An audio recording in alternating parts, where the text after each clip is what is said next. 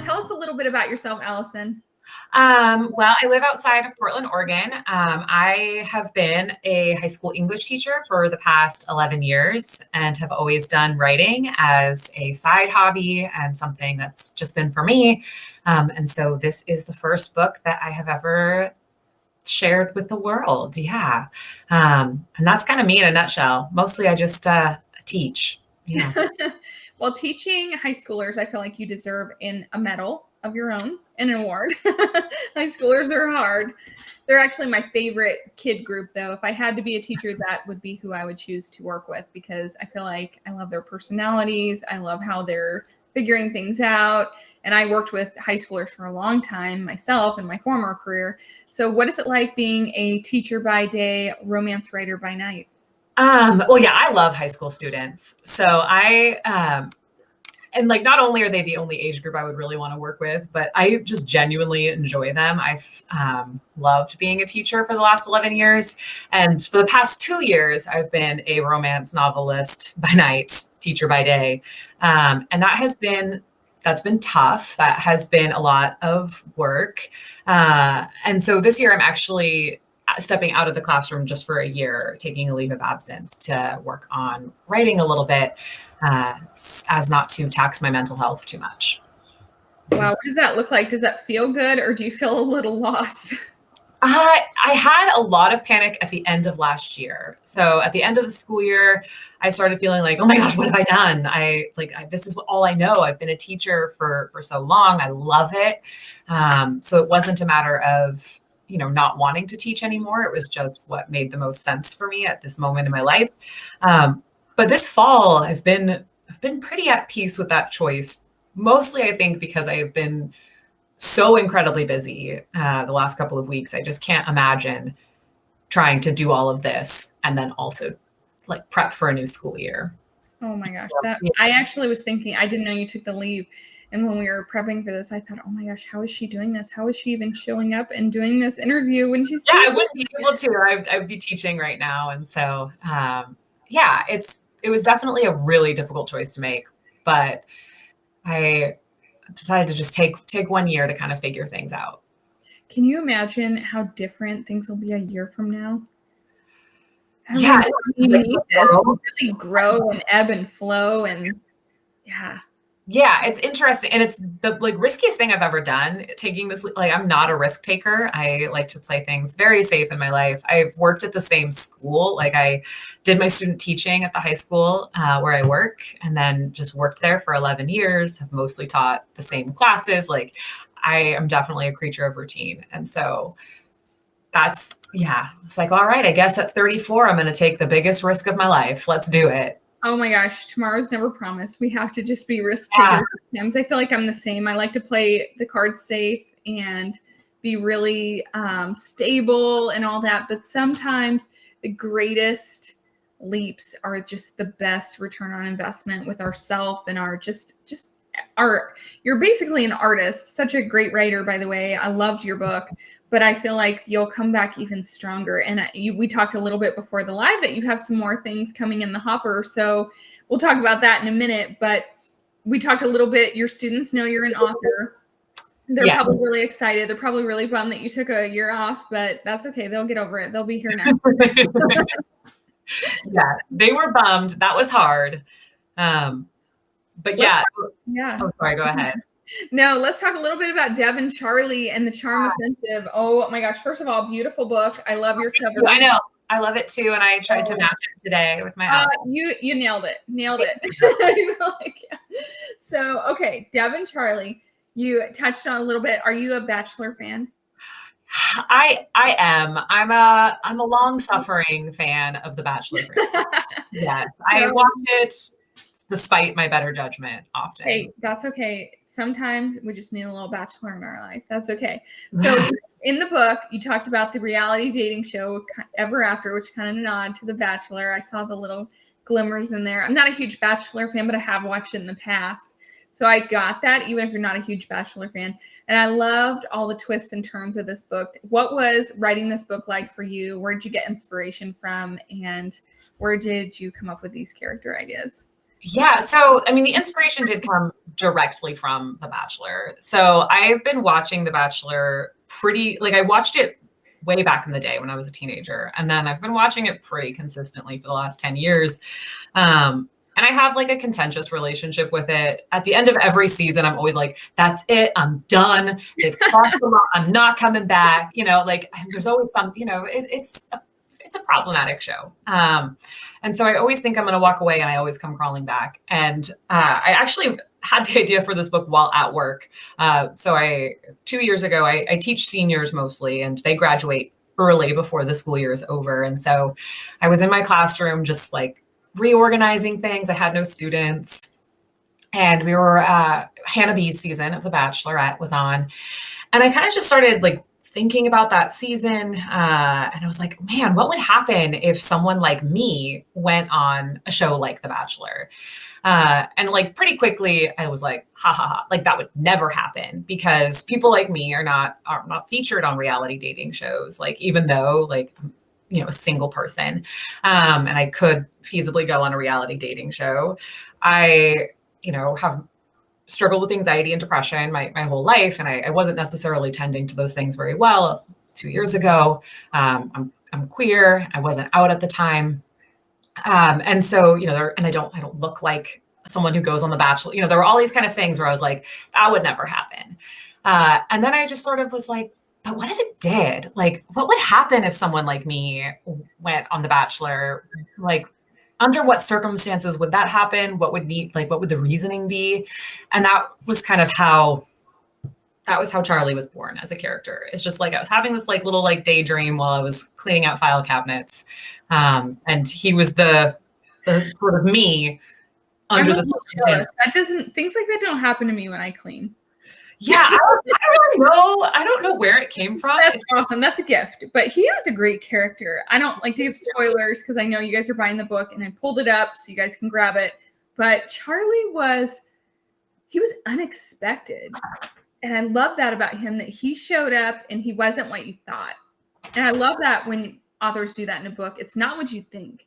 You think you're getting this, but this is what it really is. And so that was one of my favorite parts, was when the limo scene. I'm like, okay, he's not the stereotypical bachelor here.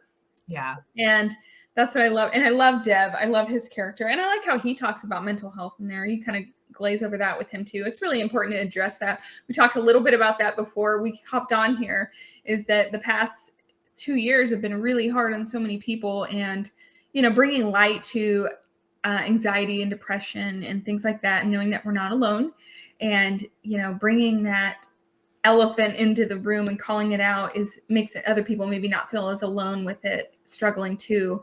And so I love that you do that and you share that. What has COVID? What did this look like for you as a teacher, teaching students during COVID? Like, was that? I mean, teaching students, I imagine, would be super hard anyway, and writing a book at the same time. But then add COVID into that, and that sounds like just like a stew of mess. What did that feel like to you? It was a stew of mess for sure. Yeah, that's accurate. I think it was really difficult. I mean, balancing writing and teaching was really hard, and I did that kind of the first year. So I did that during the 2019, 2020 school year. But thankfully I had been out of therapy for a long time, and I started therapy the day after schools closed here. So I started therapy on March 14th of 2020. And that really helped me with my mental health throughout the pandemic. But teaching was really difficult because teenagers already, mental health is such a important part of their lives. So many of them are struggling with their anxiety and depression. They don't necessarily have the coping strategies, or they don't have, the self-care strategies that someone who's a little bit older might have.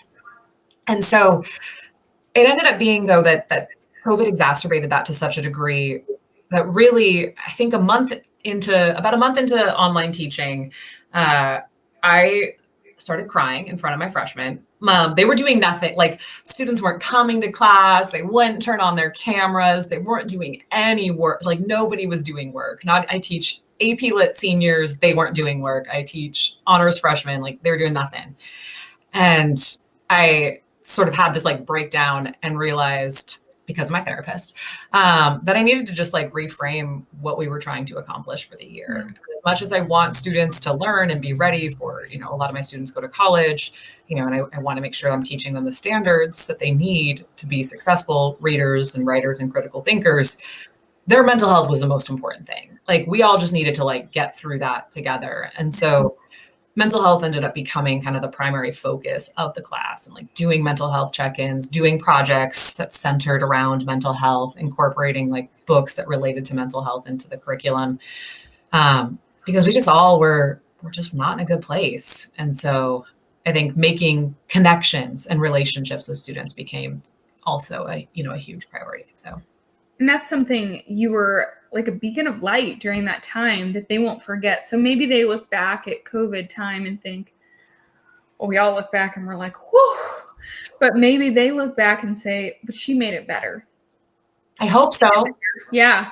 And so, gosh, thank you for doing that and showing up for your community and your students like that, because that's mental health through this time. Mental health in general is no joke, but during this time, extra TLC with it, right? And you know, they can read and learn. They're going to do that.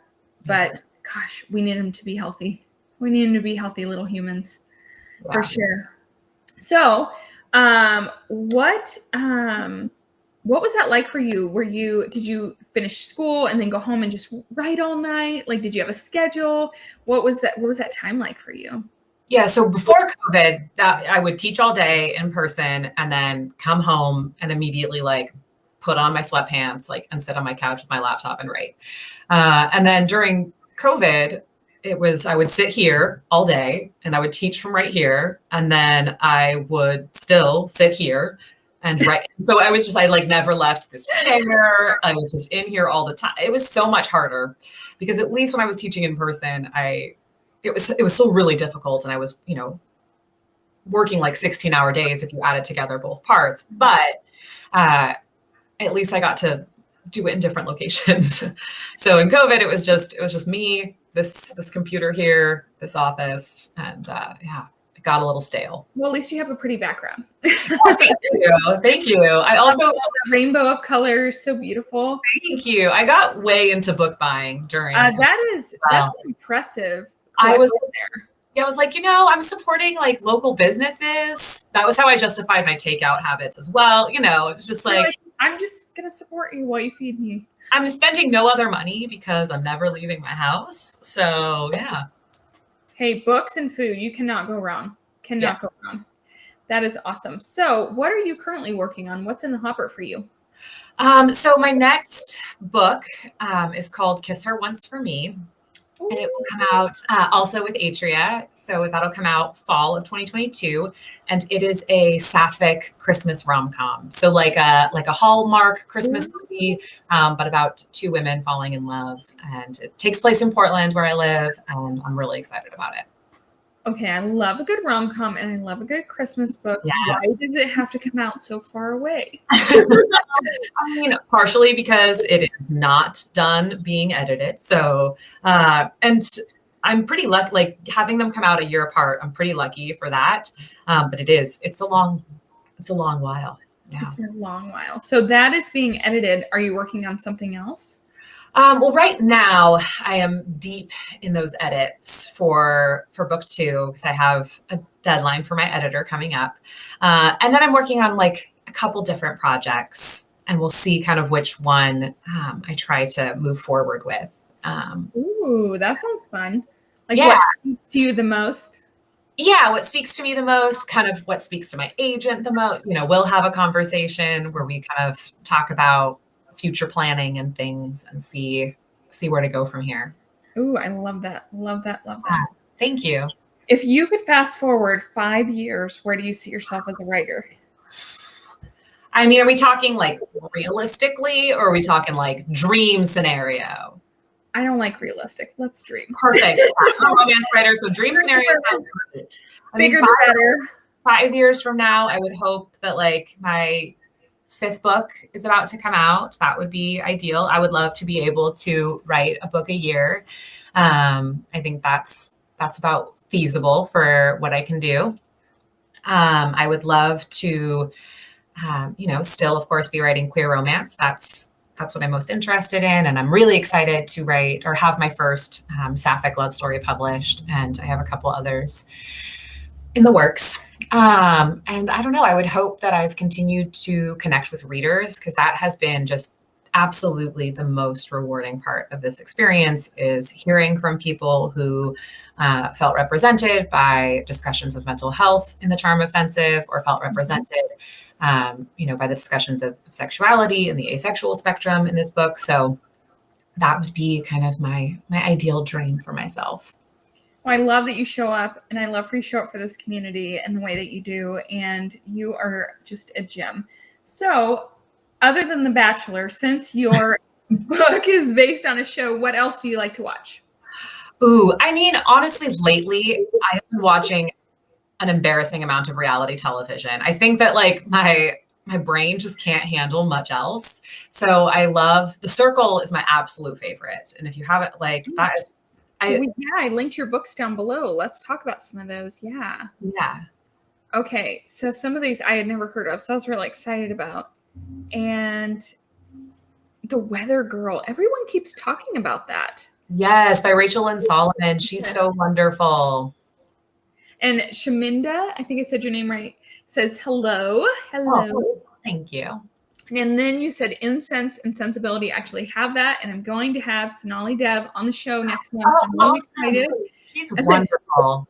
She seems so amazing. And then another one that you have on here, Suzanne Parks. So we meet again. I'm going to have her on the show at the end of this month. Oh, nice. So that's going to be she's also awesome. So yeah, I'm really excited. I haven't read those yet. I'm kind of 2 weeks out on my books. I try to stay 2 weeks ahead, so I'm not rushed. I can really just really enjoy them. And yeah, you had some good book recs in here for sure. So what are you reading today? Like currently? Well, I am currently reading, and I don't remember if I put it on the list because it's coming out soon. I'm finishing Anita Kelly's debut novel, which is called Love and Other Disasters. So that's also a queer romance, and it's set on also a reality show, but a reality cooking show. Nice. So that's wonderful, and I'm really enjoying that. And then otherwise, there is not a ton of time for reading at the moment, as I'm balancing pub one and like editing for book 2. So I'm not reading as much as I would like. I get to read. I'm very excited. So Timothy Janowski has a romance. He has 2 romances coming out next year with Source Books. And the first one is called Never Been Kissed, and it comes out in May, and it's fantastic. And I just highly recommend it. He also writes queer romance. And then his second book is also a queer Christmas book like mine. And that comes out in the fall. And I get to read the beginning of that today. Do you have a cover for that yet? For the Christmas book or for Never Been Kissed? No, Christmas book. Not yet. And I don't have my cover. Like, covers will come probably for all those queer Christmas books, I would guess like March or April probably. I know. It is. I love a good Christmas book. That's my favorite. Yes, there are so many amazing queer Christmas books coming out next year. We've dubbed it like the holidays because yes, there's 2 sapphic ones that I'm really excited about. Courtney K's In the Event of Love, and then Helena Greer's. Why am I spacing on the name of her book? Oh no, My First Noel. Nice. Yes, and so many gay Christmas books. Well, we're gonna have you back, and we will have a whole holidays celebration. Yes, we should. I would love that. Yes. So what advice do you have for aspiring writers? Ooh, I love that question. I feel like I'm not quite yet equipped to give advice because I'm so new, but 2 things I would say. One is find a way to write. It doesn't have to be every day. It doesn't have to be for long stretches of time. Like, so many of us are really busy, but it's really you can't really do anything until you have the book. And people ask me all the time, like, oh, how do I get an agent? I have like 3 chapters. And, unless you are already established, like, that's not how you get an agent. You have to have the book first. So find a way to write the book. And then my second thing is share it with other people. I spent so much of my life just being terrified of letting anybody read anything that I've written. I was just like, I didn't even want people to know that I like to write. So like, it was a real shock to all my coworkers that I wrote a book, because like none of them knew that that was part of my life. And I've found throughout this process that, one, sharing your writing with other people makes you better. Like, you get good feedback, you build a community. And two, it's honestly the most rewarding part is hearing from other people and their experiences with reading your book. So my biggest advice is put yourself out there, connect with other writers, share your writing journey, share your writing to get that feedback. I love that. And I love that so what does that feel like now when people say, hey, Alison, what do you do? Yeah, it's so weird. I wrote a book. Honestly, I should carry it for that fanning. Yeah, that was perfect. I'd be like, I'm going to carry this right here. Yeah, I'm good. If I wrote a book, Alison, I would be like, this is my book. Tattooed on my arm. No. I'm getting better at that whole, like, initially self-promotion was horrifying. I just could not handle it, but it's getting better. So, well, I feel like you wrote a very great book, and for you not to promote it would be you doing a very not good service for people, because it is a great book. Whether you have ever, been into queer romance or anything like that, this is a great book. I loved it. I was very entertained, very well written. I'm still a little shook that this is your first book. I'm like, wow. I thought you had I even actually had to go look. I'm like, did she write under another pen name? Because I found that out a lot of people have. Yeah. And I'm shocked. So for a debut novel, run and get this book, guys. This is amazing. So you guys can grab that today. It's actually 15% off in the carousel down below. You can grab it on your Kindle and have it instantly and start reading it. I will warn you, productivity will be low. Your kids will be like, what's for dinner? And you'll be like, sandwiches. I'm busy. So awesome. Well, thank you so much. Where else can we find you on social? Where can we find you and connect with you? Instagram is the best place to find me. That is the app that I know how to use. So check out my Instagram. And is it at Alison Cochrun, or what's your handle? Yes, it's just Alison Cochrun. And so the spelling of my name is right there on the screen. That's the best place. I'm also on Twitter, but I don't really. Twitter is terrifying. So Twitter's terrifying. Yeah. And then I also have a website. So just AlisonCochran.com. Are you going to make TikToks? So I have a TikTok account. TikTok freaks me out quite a bit. My publicist and my marketing manager were like, just try it, see how you feel. And I posted a video that got 50,000 views, and I had a horrible panic attack. For I gotta go find you over there now. I deleted the video because I was I couldn't handle it. It was too much. The idea of that many strangers watching a video, it was not good for me and my mental health. Do not necessarily jam with TikTok. So, yeah, I might give it a try again. We'll see. But I love book talk. I like finding people on there and reading their stuff, and I fall down really unproductive rabbit holes but that's how I found you. I think that somebody had shared that, and I found your book that way and thought, oh, she'd be great for the show. So maybe your publicist and your agent are onto something. They're definitely on something. And I know Book Talk sells books, it's an amazing platform. And I think I worry because it's a great place for readers. And I always kind of feel I don't want to encroach as an author, But you're also a reader too. I am, yeah. And I always ask authors, are you on Goodreads? And they're like, no, I never read my reviews. I'm like, no, I mean you as a reader. And they're like, oh. And I'm like, yes, because I will always go follow the author on Goodreads, and I will always see what they're reading too. Because and it was funny when I asked you what your top faves were, a lot of them I love too. Yeah. And so I found a couple others that I had never heard of. I wrote down Anita Kelly, and the other one, I'm like, wow, that's really awesome. So yeah, don't forget to show up too as a reader. We need you. We need you in our community too. I'm on Goodreads as a reader, but I also, I can't look at my page. Yeah, I don't want to look at reviews. I have a YouTube channel, and I have a hard time with my comments sometimes. I can't imagine. Yeah. Ooh. I can't imagine reading what people would say about my child, my baby, my book that I wrote, I'd be like, what are you talking about? Do you know how many, my blood, sweat, and tears went into this? Yeah. And I'm like, cool. Like not everyone's going to like it, but I also, it's so hard to like see negative criticism and then sit down at the computer every day and be like, I will write again. Oh no, for the love of God, if you guys ever get a book that maybe has a little spine dent, do not leave the author a bad review. I see that sometimes. I'm like, what did this have to do with the book? Right. The distribution problem. Yes. I'm like, no, this is a work of art. So awesome. Well, thank you so much.